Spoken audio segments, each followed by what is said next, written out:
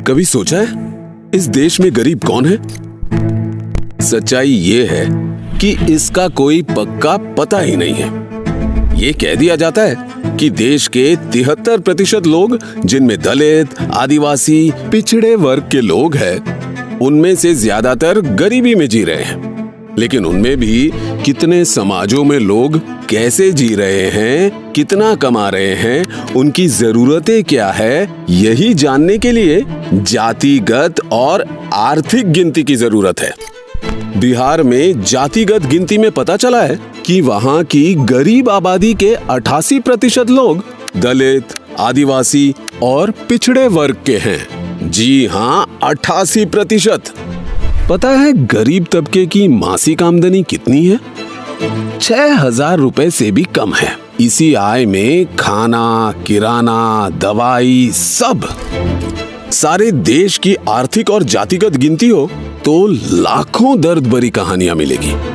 आज भी देश की 200 बड़ी कंपनियों की टॉप पोस्ट तक एक भी आदिवासी, दलित और पिछड़ा नहीं पहुंचा, जबकि 85% मजदूर पिछड़े वर्ग से हैं। गूगल सर्च कीजिए कि किसी बड़े मीडिया चैनल का सीईओ या मालिक दलित, पिछड़ा या आदिवासी है? कितने पिछड़े वर्ग के जज है?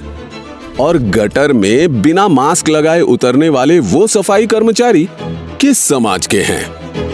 देश में आपको 2 हिंदुस्तान दिखेंगे, एक अरबपति वाला और एक गरीबों का हिंदुस्तान। जब तक अपने हक का पैसा उस आखिरी गरीब तक नहीं पहुंचेगा, इस देश में 2 हिंदुस्तान बने रहेंगे।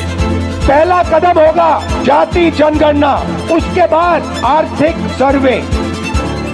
भाजपा जातिगत और आर्थिक गिनती का कितना भी विरोध कर ले, पर देश के सबसे गरीब लोगों को तभी न्याय मिलेगा जब वे सही तरीके से गिने जाएंगे। जब तक जातिगत गिनती नहीं होगी, तब तक सरकार को आपके रोटी, कपड़ा और मकान की फिक्र नहीं होगी। जातिगत गिनती से ही आपकी पढ़ाई, कमाई और दवाई की सही योजना बनेगी।